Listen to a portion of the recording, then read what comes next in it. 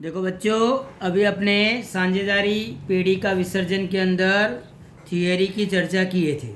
आज अपने सवालों को हल करेंगे। आपको पेज नंबर 311 पे सवाल नंबर 6 दिया है, उसको पहले पढ़ लेते हैं, फिर उसको हल करेंगे। ए और बी की पीढ़ी की कुल संपत्तियाँ 1,50,000 है, उसमें से 10,000 नकद है। पीढ़ी की शुद्ध संपत्ति 1,00,000 है। पूंजी और अनामत का प्रमाण 4:1 है। बी की पूंजी की अपेक्षा ए की पूंजी 20,000 अधिक है। वसूली खाते की हानि 20,000 रुपये हुई। पेढ़ी का विसर्जन किया। प्रारंभिक तलपट बनाकर ए और बी की पूंजी ज्ञात करनी है। देखो बच्चों, अभी इस सवाल के अंदर अपने इस प्रकार सवाल दिया है। अब यहाँ अपने सबसे पहले पक्की तलपट तैयार करेंगे। उसमें टोटल संपत्तियाँ 1,50,000 इधर लिख देंगे नीचे। टोटल में 1,50,000, उसमें 1,40,000 संपत्ति है और 10,000 नगद है। तो इस साइड का टोटल कंप्लीट हो गया। अब देखो बच्चों, अब आपको खास ध्यान देना है कि इस सवाल के अंदर पूंजी और अनामत का प्रमाण पूछा है, जबकि शुद्ध संपत्ति 1,00,000 है और माल मिलकत निकाल मतलब वसूली खाता की हानि 20,000 है। देखो बच्चों, अब यहाँ गणना समझ लो कि अन्य संपत्ति बराबर कुल संपत्ति माइनस नगद। तो कुल संपत्तियाँ 1,50,000 की आपको दी है बराबर, उसमें से 10,000 नकद घटाओ तो कितनी आ गई? 1,40,000 अन्य संपत्ति आ गई, जो अपने ने उपरोक्त रूप से दर्शाई। उसके बाद शुद्ध संपत्ति बराबर कुल संपत्ति माइनस दायित्व। अब कुल संपत्तियाँ, शुद्ध संपत्ति 1,00,000 की है और दायित्व कुल संपत्तियाँ कितनी है? 1,50,000 की। अब उसमें दायित्व ज्ञात करना है, दायित्व दिया नहीं है, तो कुल दायित्व बराबर 1,50,000 माइनस 1,00,000, तो इज इक्वल टू 50,000। 50,000 अपना दायित्व आ गया। इस दायित्व को अपने इधर बताएंगे, पूंजी दायित्व बाजू बताएंगे। उसके बाद पूंजी अनामत, पूंजी प्लस अनामत प्लस दायित्व बराबर कुल संपत्ति। अब तीनों को अपने जोड़ना है, तो इसलिए पूंजी और अनामत प्लस अनामत बराबर 1,00,000 दिया है बच्चों यहाँ।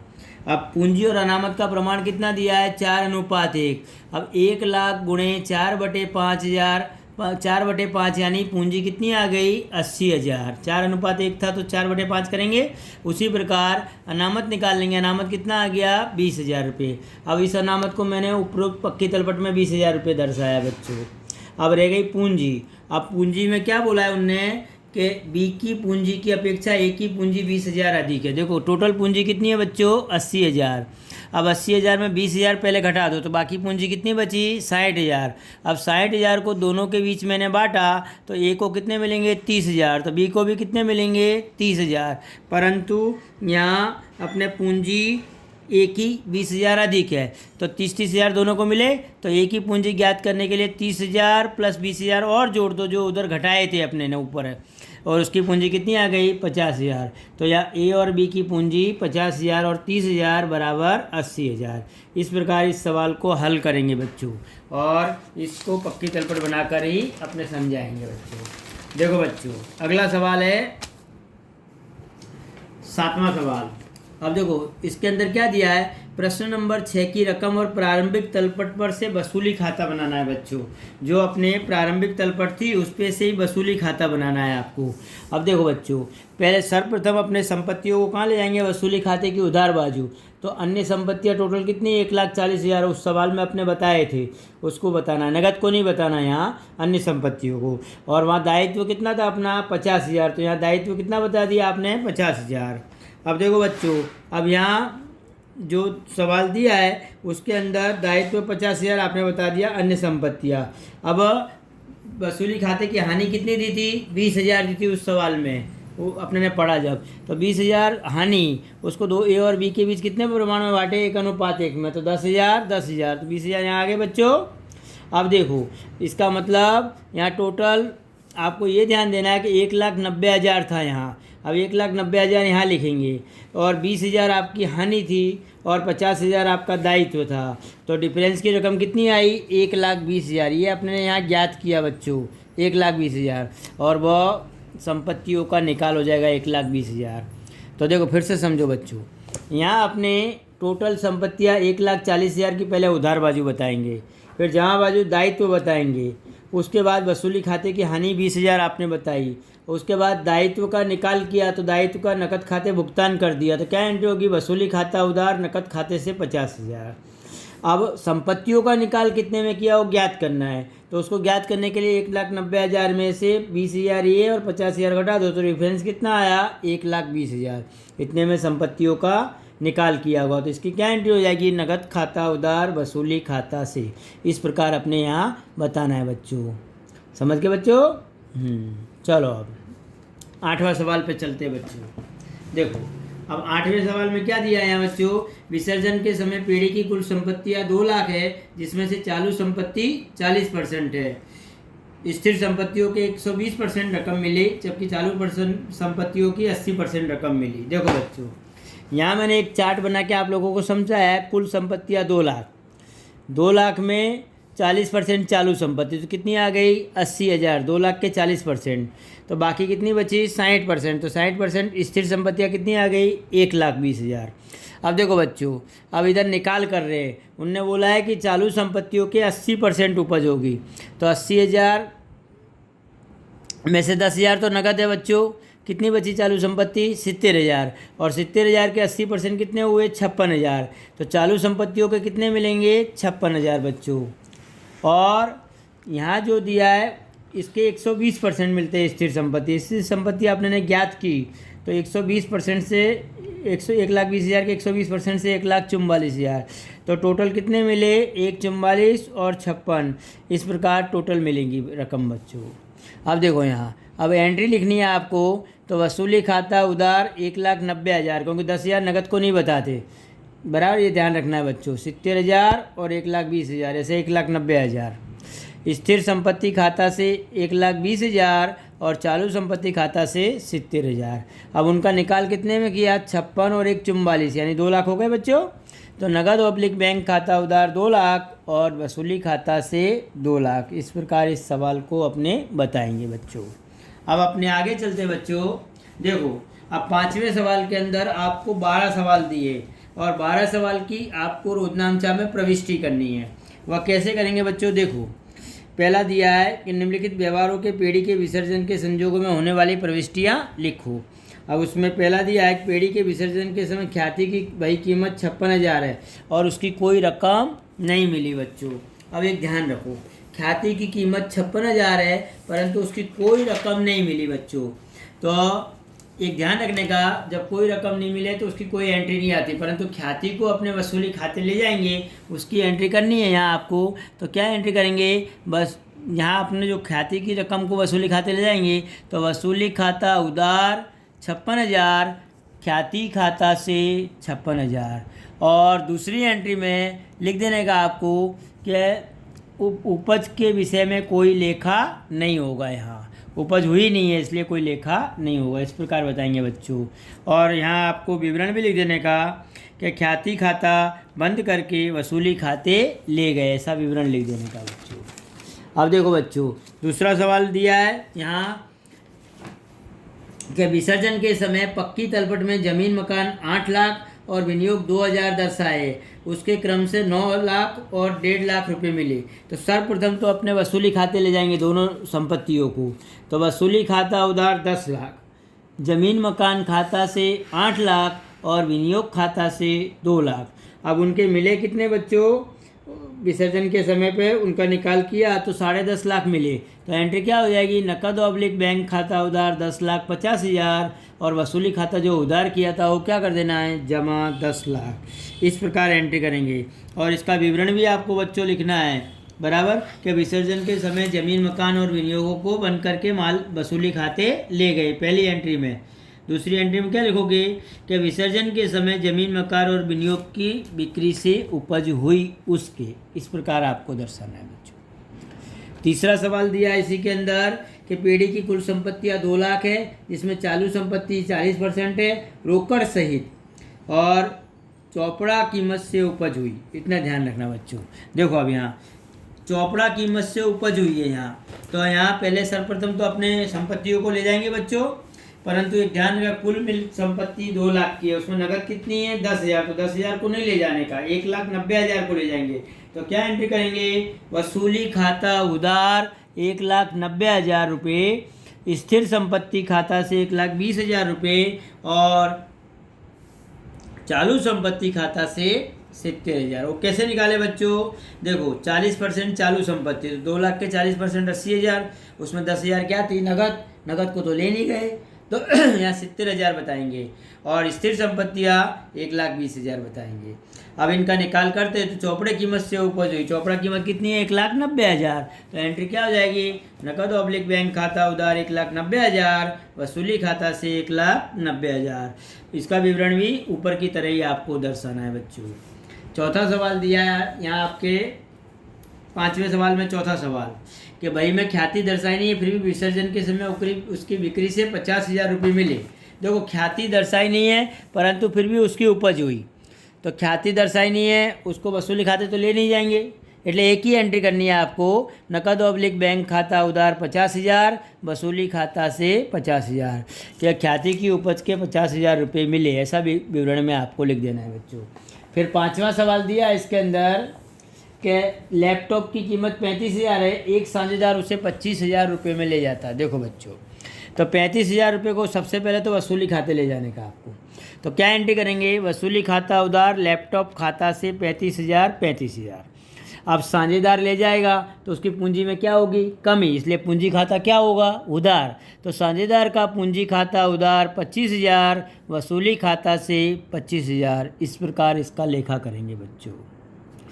छठा सवाल दिया है आपको, एक साझेदार अपने श्रीमती जी की लोन पीढ़ी को दी लोन 40,000 चुकाने का स्वीकार करता है। देखो साझेदार चुकाने का स्वीकार करता है बच्चों, पीढ़ी की लोन को 40,000 रुपये को साझेदार चुकाना चाहता है, तो क्या एंट्री करेंगे यहाँ? श्रीमती जी की लोन खाता उधार साझेदार का पूंजी खाता से 40,000 ऐसा आपने लिखेंगे। और विवरण में लिखेंगे साझेदार ने श्रीमती जी की लोन को चुकाने का स्वीकार किया उसके, ऐसा विवरण भी लिखेंगे बच्चों। मैंने नहीं लिखा, अपना आप लोगों को लिखना है। अब देखो बच्चों आगे सवाल नंबर 7 देखिए बच्चों, पहले पढ़ लेते हैं 7वां सवाल। देखो क्या दिया है बच्चों 7वां सवाल कि आयकर की जिम्मेदारी 30,000 चुकानी हुई जो बही में लिखी नहीं है और जिसे चुका दी गई, मतलब बही में नहीं लिखी है परंतु आयकर चुकाना है। तो आयकर अपना क्या है? खर्च है, तो खर्च को सबको अपने उधार करते हैं। तो वसूली खाता उधार 30,000, नकद ऑब्लिक बैंक खाता से 30,000, ऐसी एंट्री करेंगे। 8वां सवाल दिया है विसर्जन के समय पीढ़ी का सभी दायित्व और साझेदार की लोन की चुकाने के बाद संपत्ति की वृद्धि कितनी हुई? 1,20,000। संपत्ति की वृद्धि 1,20,000 बच्चों, यानी एक प्रकार का लाभ।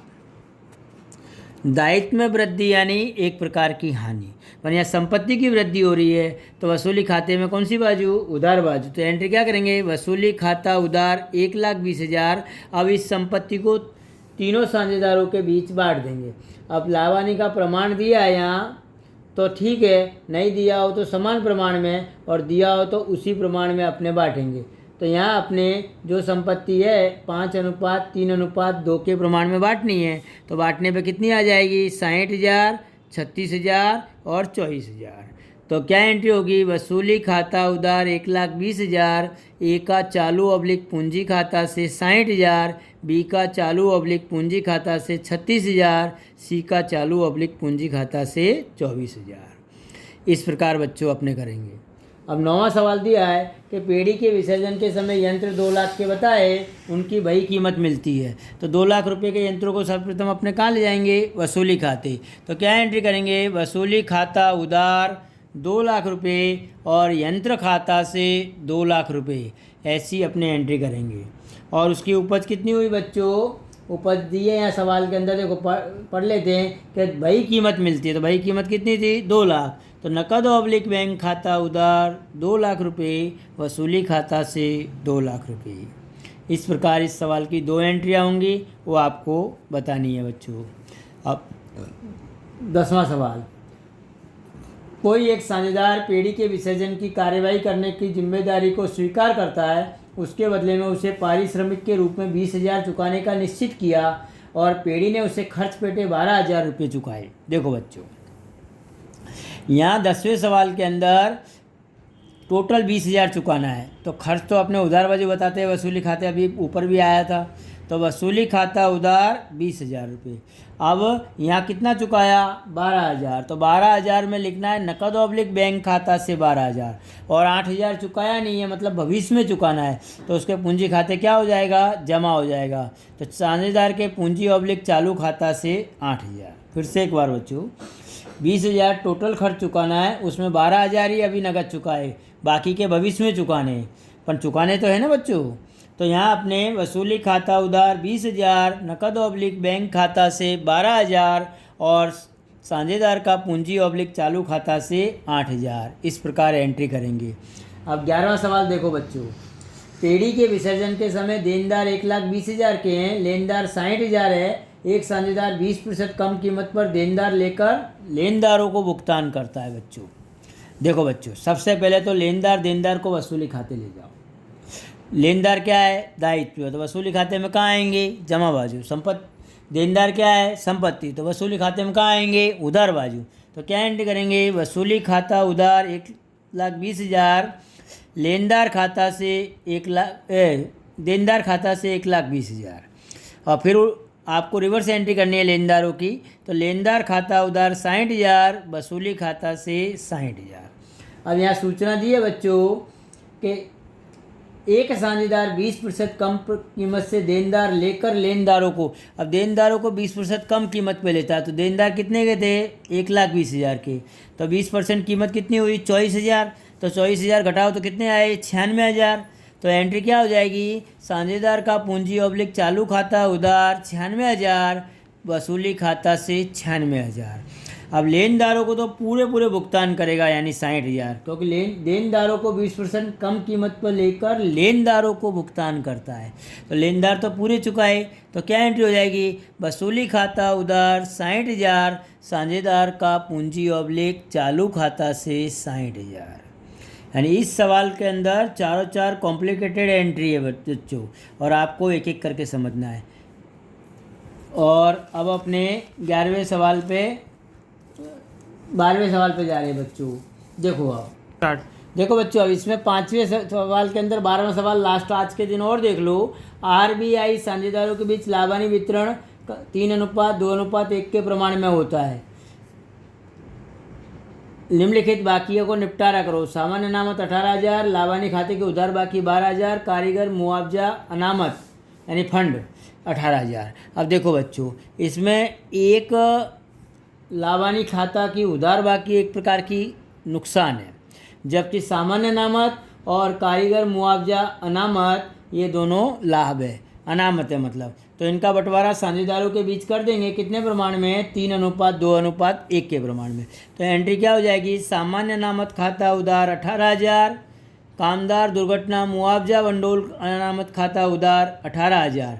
अब ये 36,000 को इनके तीनों के बीच बांट देंगे 3:2:1 के प्रमाण में। तो रकम कितनी आएगी, 18,000, 12,000 और 6,000। तो आर के पूंजी खाता से 18,000, बी के पूंजी खाता से 12,000 और आई के पूंजी खाता से 60,000। इस प्रकार बताना है इसको बच्चों। अब लाभानी खाते की उधार बाकी है और बंटवारा करते समय वो जमा हो जाएगी, और तीनों का पूंजी खाता क्या हो जाएगा, उधार, क्योंकि नुकसान है वो एक प्रकार का। तो 12,000 को तीनों के बीच बांटने पे आर का पूंजी खाता उधार 6,000, बी का पूंजी खाता उधार 4,000, आई का पूंजी खाता उधार 2,000 और लाभानी खाता से 12,000। इस प्रकार अपने एंट्री करेंगे। देखो बच्चों, इस चैप्टर के अंदर 5 सवाल तक मैंने आपको आज समझाए, हल किए। अब छठे सवाल पे अपने बाद के वीडियो में जाएंगे। ये वीडियो नंबर 2 है आपका, और तीसरे वीडियो में ये चैप्टर कंप्लीट हो जाएगा, कारण कि इसमें से बड़े सवाल आपके अभ्यासक्रम में से इस बार निकाल दिए गए। आपको सिर्फ छोटे सवाल और थियरी तैयार करना है। कल आपकी एकम कसौटी है, उस कसौटी के अंदर ये चैप्टर पूछा जाएगा। इसी प्रकार के सवाल आ सकते हैं, उनको आप सुबह अर्ली मॉर्निंग रिवीजन कर लेना बच्चों।